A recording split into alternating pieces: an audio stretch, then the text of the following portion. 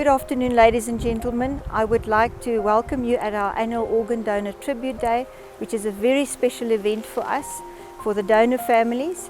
And I would like to thank everybody for being here, but we'll go into that a bit later. And I just want to leave one thought with you. Goodbyes are not forever, and goodbyes are not the end. It simply means that I will miss you until we meet again.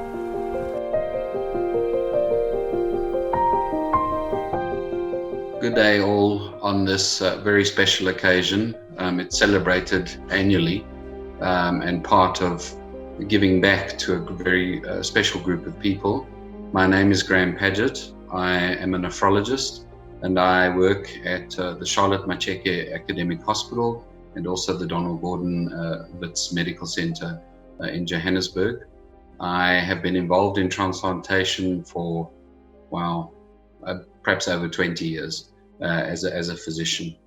And I would like to just say a few words about organ donation and what it means to us all as a community, as medical personnel as well. Organ donation truly is a noble deed, but unfortunately its power is still somewhat undervalued. Many people die every day due to a lack of willing donors. And patients may wait years on organ transplant lists and may not unfortunately live to receive a long-awaited organ. It's correct to say that persons who are unfortunate enough to develop advanced organ disease will all pretty much eventually reach a stage where organ transplant will be the only treatment option to restore not only quantity but also quality of life. Transplantation, the medical science thereof, has evolved dramatically over years, and we now have almost miraculous outcomes for patients. Organ recipients have a very good chance of going on to live happy and fully functional lives once again. And this really is a miracle. Often, no medical therapy will come close to achieving the outcomes that transplantation can for individuals with end-organ diseases. It is for this reason that we as medical staff and the families of transplant recipients will be forever grateful for the gift of ongoing life that organ donors give. It is true bravery that characterizes organ donation. Live organ donors are brave. They undergo operations they do not need to help others. Deceased donor families are brave. In their darkest hour, when they are informed that their loved ones will not recover, they allow their loved ones' organs to be used for the good of others. And we salute you for this. Each human tissue can be used to help others. The corneas of the eyes help to restore vision. The sclera, which is the white part of the eye, is used to rebuild eardrums to restore hearing, and skin tissue is used to help burn victims, and donated bone tissue is also used to help patients with bone damage from tumors, trauma, and infections. Organs transplanted whole include the heart, lungs, liver, pancreas, small intestine, and kidneys. Just speaking on a personal note, it is really most gratifying to see how excited patients who've really been battling along on dialysis for years get when the phone call they've been waiting for finally comes. And to watch them regain their place in normality is indescribable.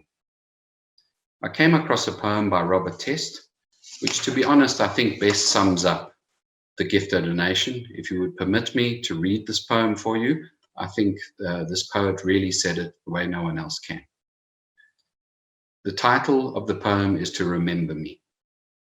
Give my sight to the man who has never seen a sunrise, a baby's face, or love in the eyes of a woman. Give my heart to a person whose heart has caused nothing but endless days of pain. Give my blood to the teenager who was pulled from the wreckage of his car so that he might live to see his grandchildren play. Give my kidneys to one who depends on a machine to exist week to week. Explore every corner of my brain. Take my cells if necessary and let them grow, that someday a speechless boy will shout at the crack of a bat and a deaf girl will hear the sound of rain on a window. Burn what is left of me and scatter the ashes to the winds to help the flowers grow. If you must bury something, let it be my faults, my weaknesses, and all prejudice against my fellow man. Give my soul to God.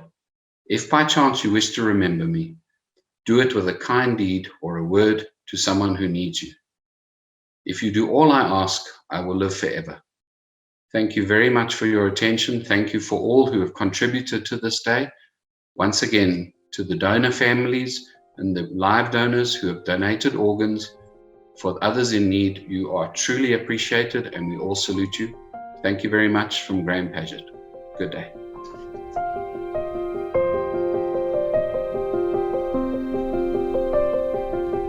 Hi, my name is Candice Kluter. I'm 39 years old. I had a heart transplant 5 years ago. I was born with a rare heart condition called Epstein's anomaly. Well, in other words, my heart was enlarged and deformed. As I got older, I got tired just by doing simple activities. I had severe water retention, which required regular hospital visits. All my life consisted of, while waiting on the transplant list, was being bedridden, on home oxygen, and I couldn't even concentrate on my favorite sitcoms. My body started shutting down, so I don't remember much. Amazingly, I lost my sense of taste, smell, and even my hearing at that point. But when that call came, I come in for your heart. It felt like I won the lotto. After the transplant, I have all my senses came back. I still had to learn on how to live life with a normal heart. The best way for me to describe it is like driving a new car. It's like getting to know the bells and the whistles that it comes with. You know, if you put too much accelerator, you've got to be careful on how much brake you put in. So that's what it feels like. And then after that, I just want to say thank you so much to my donor family for giving me this amazing and unselfish gift so I can live life to the fullest. Thank you.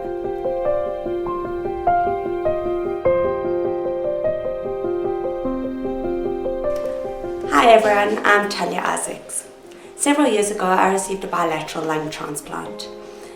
Prior to this, I was very, very ill.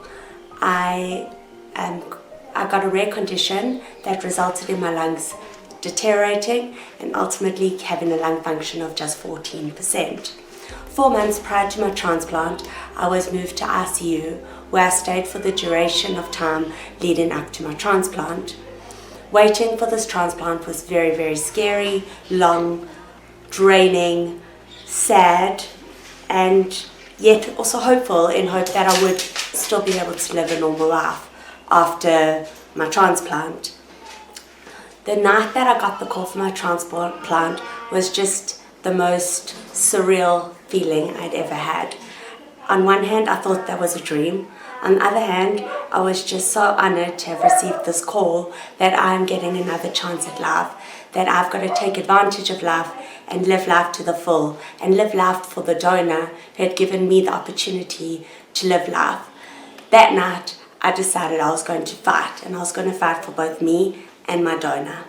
Life post-transplant has been unbelievable. I've been able to start my own business.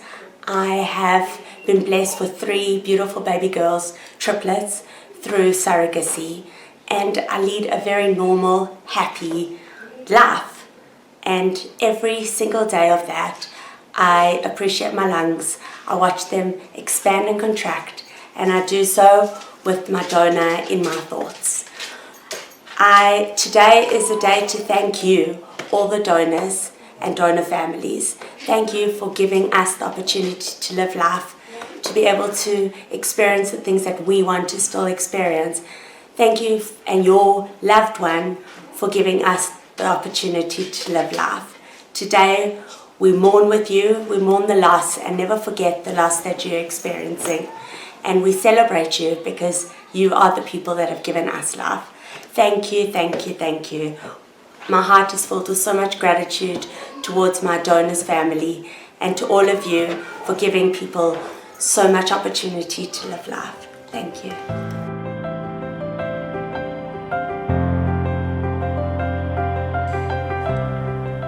Hi everybody, my name is S.J. Pretorius and I am a transplant recipient of not one but 2 livers. I am blessed enough that in 2007, because of the disease, primary sclerosing cholangitis, when I went into liver failure, I actually got my first donor liver. Bless my family who donated. It's a major thing to understand the importance of having families and close ones to the deceased to actually give that consent. And then 5 years post-transplant, what happened is the disease recurred. And it took another 5 years, so a total of 10 years in between. In October 2017, I unfortunately had to get another liver. And again, lo and behold, blessings be blessings, I got another liver. I got another donor. I got another liver donated. And I just want to share that feeling of waking up after the op and knowing it's been successful. You've received another liver, you've received another lease on life. It's not comparable to anything else I've ever experienced. I am forever grateful to the medical staff that takes so good care of one, and the donor families, and everybody out there that's a donor. You cannot believe the demand for organs out there. There are lots of people on the waiting list. My second transplant was much more urgent, so that took only 3 months on the waiting list. But for my first transplant, I was on the waiting list for 18 months. So if you're not a donor, please become an organ donor. You can save 8 lives by one person being donated. Thank you very much.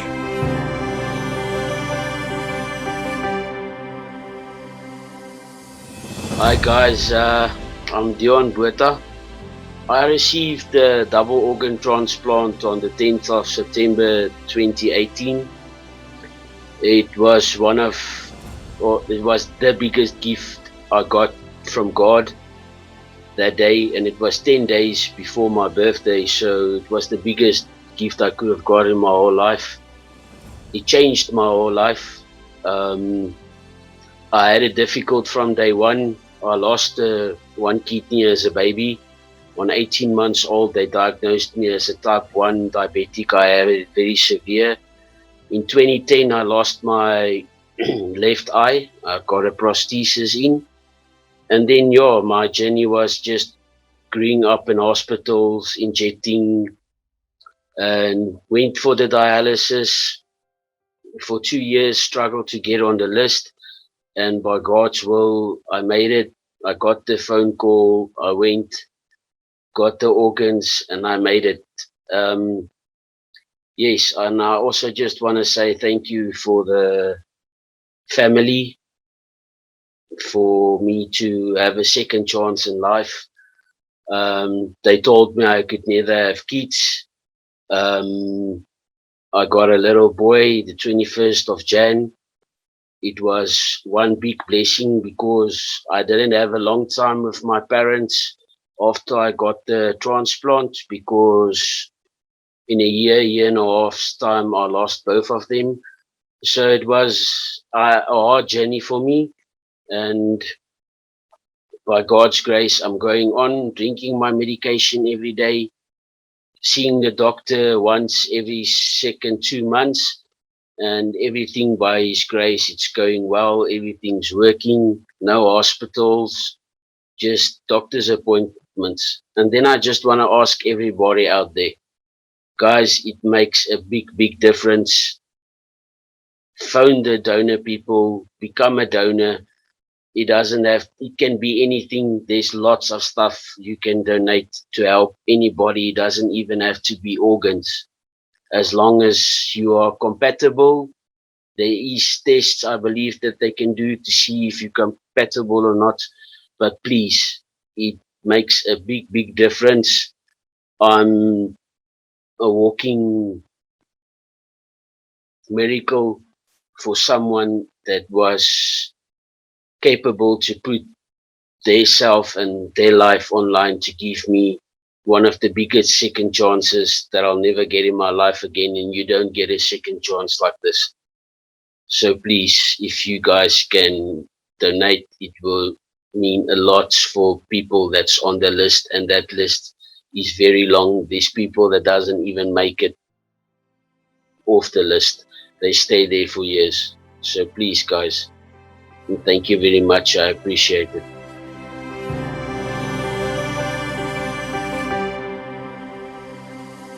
My name is Martha. I'm 33 years old and the very grateful recipient of a kidney transplant. Today's tribute and thanks goes to my real life hero, my brother.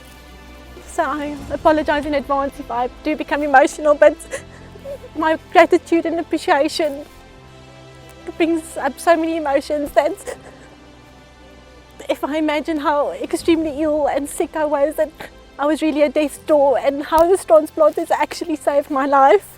And I want to thank today my brother, my organ donor, William.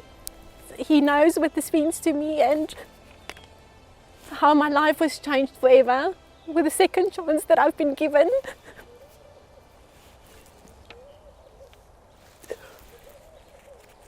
Words would never be enough to express my extreme gratitude for the sacrifice that you've made and the heroic deed, and for really saving my life. At the age of 18, I was diagnosed with polycystic kidney disease, which is a genetic disease, and I always knew, I was prepared that my kidneys would fail at some time, at some point in life, but I never could imagine what it would be like to be confronted with your own mortality and death at the age of, at early 30s.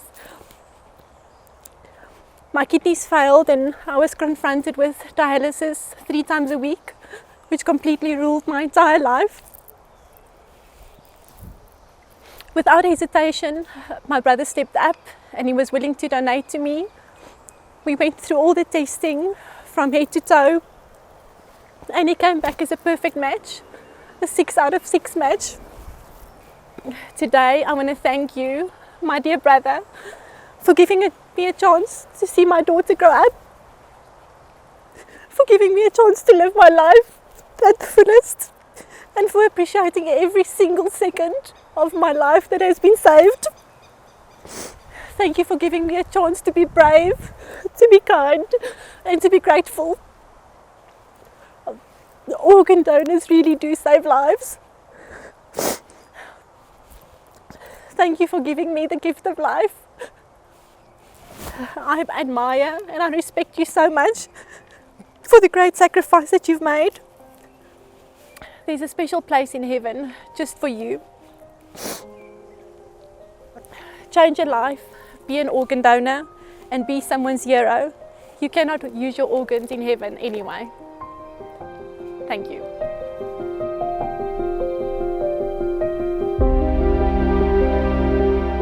Hi, my name is Mosam Pore and I'm a recipient of a kidney. I was diagnosed with end-stage kidney failure when I was very young at the age of 22, and that was in 2011. And luckily in 2013, I got given a kidney and I got a call from the hospital when they told me that I need to come and someone has said yes to organ donation. And at that time, my life was really in a dark space, and getting that call really took me out of that dark space and really changed my life. And ever since then, I've been the most healthiest person and I love my life. And this kidney has given me the opportunity to start an organization called Open Eye Foundation to try and change the minds of Black people to donate organs or to donate blood or to donate anything else that needs to be donated, more than anything, I'm grateful that my life was saved by someone that I don't know. And I give thanks every day. So I would like to advise everyone who is still contemplating donating organs. I want to advise you, I want to encourage you, I want to bring some light to you to say that organ donation is really something amazing. It saves people's lives. Do register as an organ donor, become an organ donor, learn more about organ donation and other forms of donation, and do save a life. I normally say to others, donate, and donate some more, because I wouldn't be here if it weren't for the family that said yes to organ donation. And I'm highly grateful at all times. Thank you.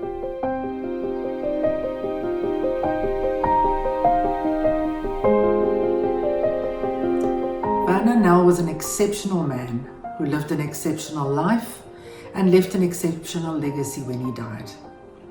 Not many people get the opportunity to receive a donation of bone and tendons and then have the honor of donating the same at the end of their life.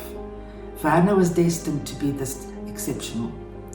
On 6 October 2009, Werner was involved in a very serious motorcycle accident. His right leg had to be amputated high above the knee, and he sustained serious injury to his right arm, to the shoulder, the elbow, and his forearm especially. So much so that the doctors had to implant bone in the forearm, which came from a donor. At the time of his accident, Werner was training to be a pilot, and he had already passed 7 of his 8 required subjects for the commercial pilot's license. When he woke up from the induced coma and realized that he'd lost his leg, he immediately decided, this is not the time to feel sorry for yourself, just focus on the road ahead. He told me in no uncertain terms that he didn't want to hear a word from anyone who said he wouldn't be able to fly. He said, I would simply slap on a prosthetic leg, but I will fly.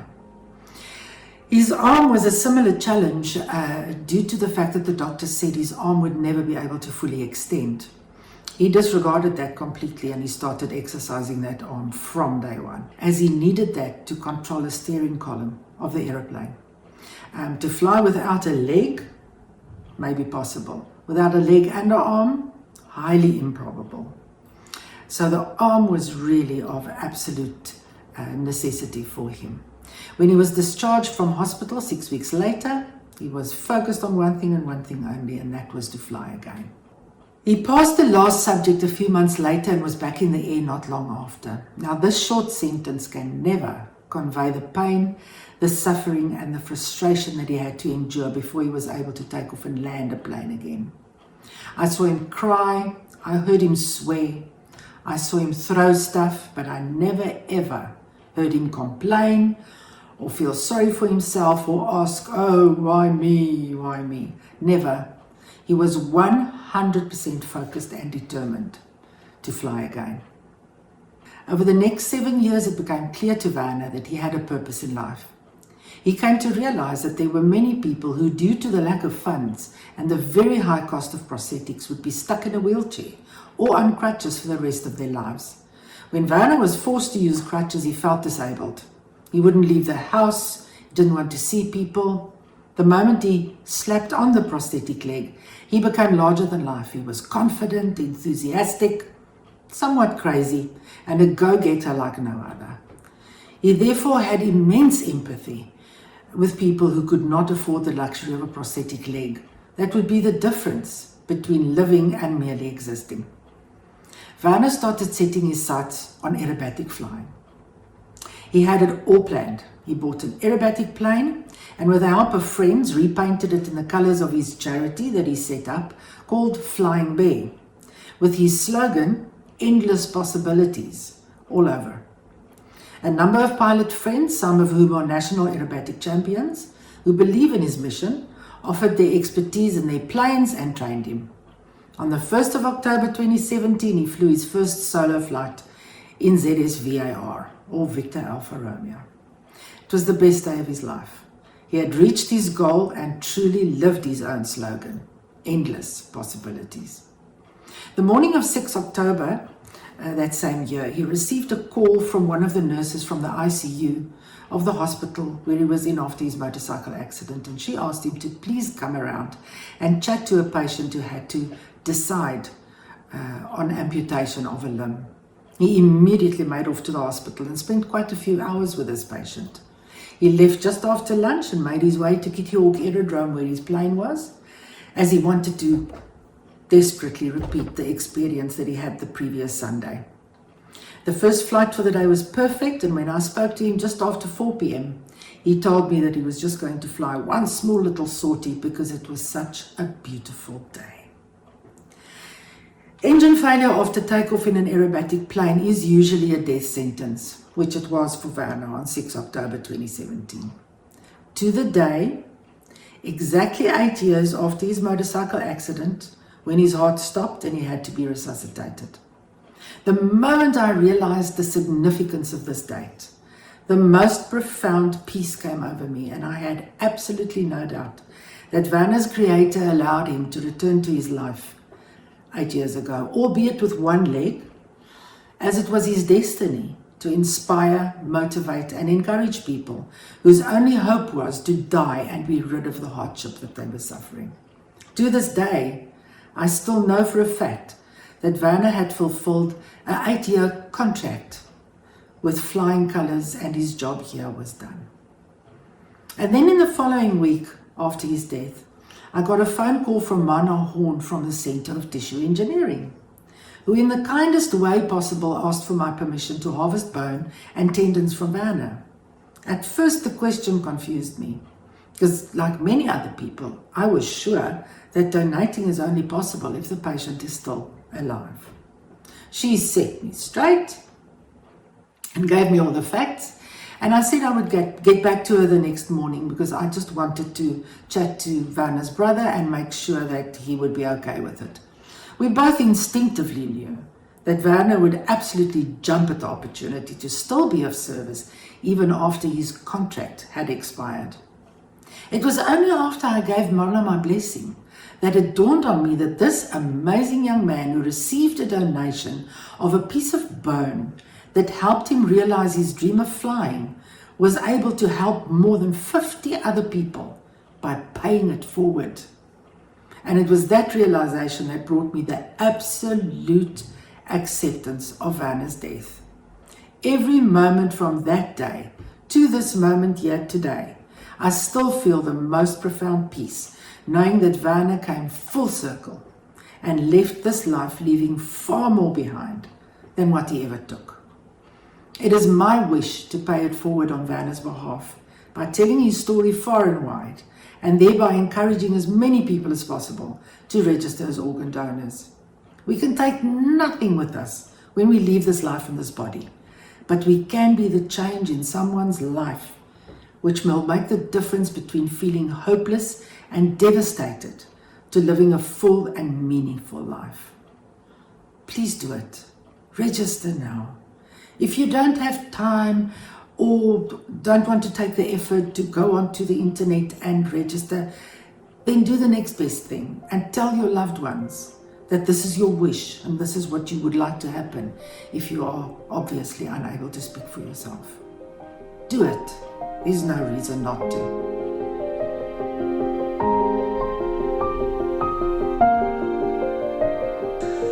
I want to tell you a story of a man called Wim van Zyl. With our usual going on holiday for a month, we spend a month at the sea in our caravan. We snorkeled, we dived with the sharks. We just had a great time. A couple of months into 2019,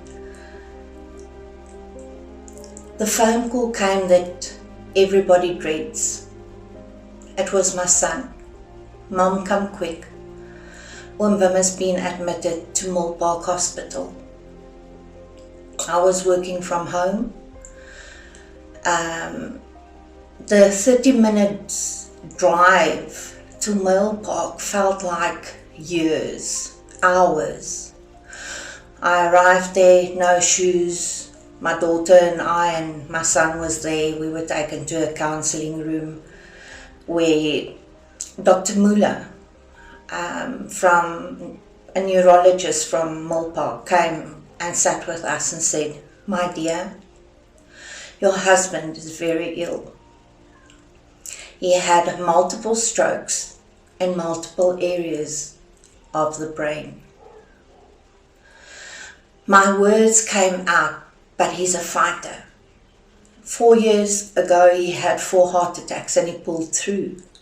And Dr. Muller said, "I don't think he can win this fight. Please prepare yourself for the worst." So the next day, the family came and greeted, and I wanted to stand on top of the roof of Molpark and shout out, "He's not dead yet. There's still brain activity. He's not dead yet." And I still believed God is going to come through and perform a miracle. While we were sitting in front of ICU one day, I was so in-depth conversation with God and saying, "Lord, please just give me 10 more years. That's all I ask, just 10 more. And God said to me, He spoke into my spirit and said, "I can give you 10 more years, but is this what you will sign up for?" And as I opened my eyes, a patient with 2 staff members came past us, where this man had a stroke and the staff members had to move his feet for him. He tried to express a word, but it couldn't come out. And I realized that this is the way I might get my husband back. And immediately I said, "Lord, for him, he would not be able to cope with that. I would kill him slowly if he could not speak his mind." From the beginning, I made it known to everybody that we are organ donors, and we are as well as tissue donors. So I made it very clear that if there's any possibility to save one person's life, that is what we'll do. So the body got infection and we had to fight the infection for 10 days. But about 5 days before, I started doubting my decision because people came with their opinions. Wim was 70 years old. Wim had a heart attack. Wim was on blood thinners. He cannot donate. So I contacted the Organ Foundation and they sent out an absolute angel from heaven, Lizette Cook, that came and sat with us. She examined the body, she examined all the test results and stuff, and she said to me, "Michelle, we will be able to use something, even if it's just one thing, but we will definitely be able to use something." And I said to Dr. Muller, "Then we fight. We fight for that one person." When we got to the hospital and they were ready, Lizette called a moment of silence. While there was no sound, it was dead silent. And we greeted Wim that day. I did get a phone call later on that afternoon when Lizette said to me that the machines has been switched off for the final time. They used everything except his heart because of the heart attacks, and his lungs because he was asthmatic. So yes, I prayed one selfish prayer, begging God to give me just 10 more years. But my God came through and performed multiple miracles, answered many people's prayers, waiting for a lifeline.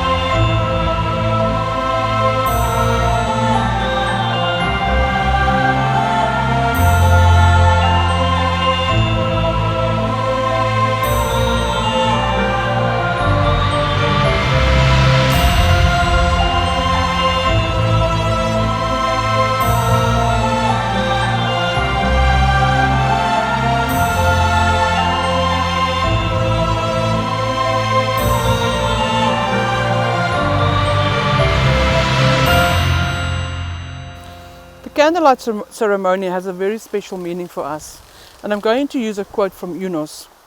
Without the organ donor, there's no story, no hope and no transplant. But when there is a donor, life springs from death, sorrow turns to hope, and a terrible loss becomes a gift. I'm going to light a candle in memory of our heroes who gave hope to many people and to be remembered. To light a candle is to believe in tomorrow and to be the light in others.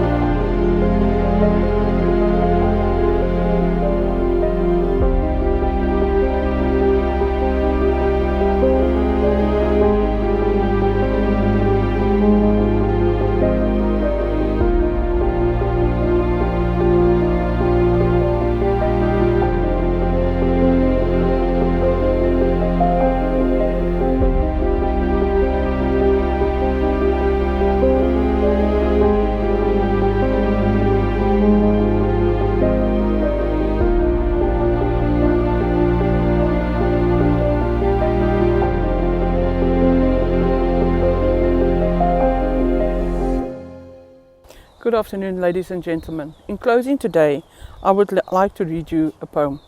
Because you cared. Because you cared, I continue to breathe. My children to smile, help others believe. The power of yes to the gift of life, a signature of hope. Someone will survive.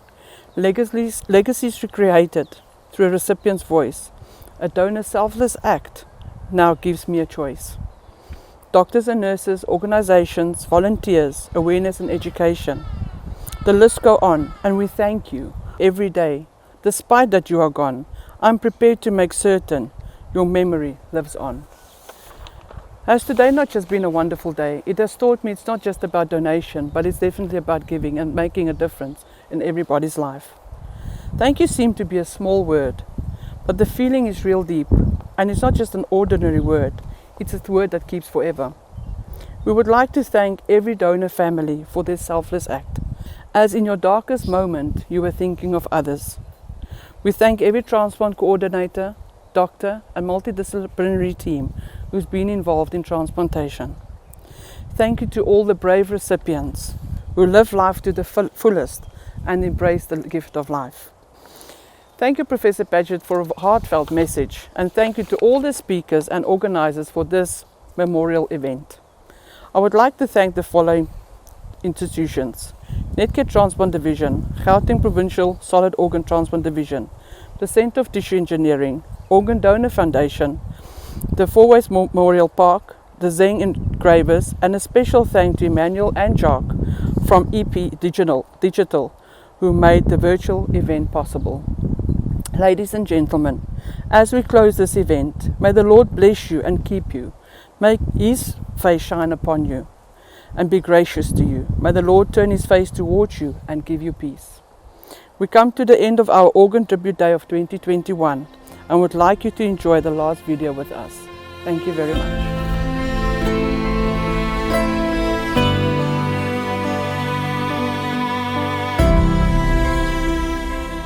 Ndiyabulela mawethu. Siyabonga. Thank you. Thank you. Candlelight. Baie dankie.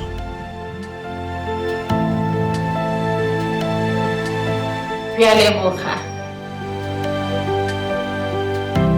Baie dankie. Tatenda.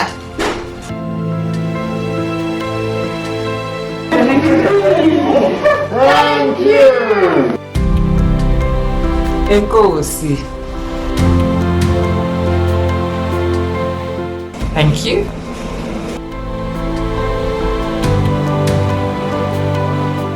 Thank you, Midase. Thank you. Baie dankie.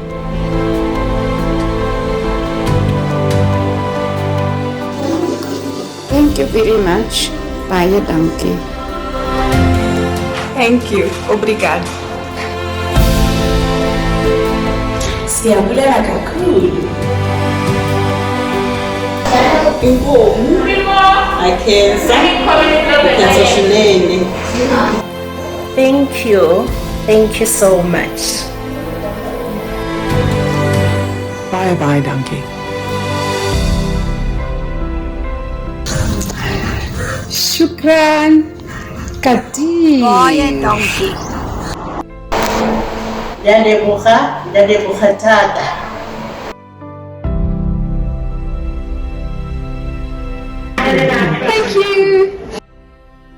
Thank you. Thank you, and thank you again.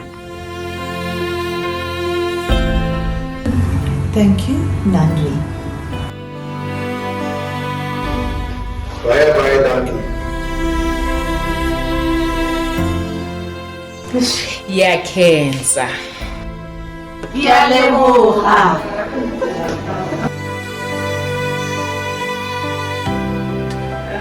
Siyabonga. Thank you. Hi, I'm Lungi and I'm 12 years old. I am a liver transplant survivor. To the and families. Hello, my name is Aiden. I received my liver in 2018. Hi, my name is Wayne. I had a transplant in 2018. I just would like to thank my donor family. Thank you so much. Transplant recipient, and I'd just like to thank my donor family for the sacrifice that they made. And I would like to appreciate and thank the family of the donor. Thank you.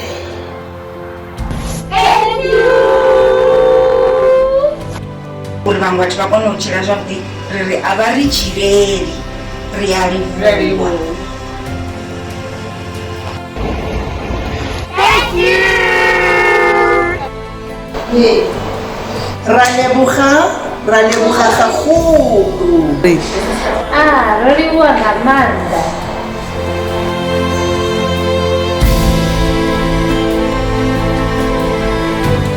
Baya donkey. Siyabonga kakhulu. Baya donkey.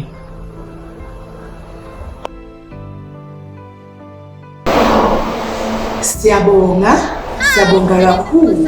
And I received a kidney and liver transplant 12 years ago, and I received a new kidney last year from my amazing sister. I am so grateful for the gift of life.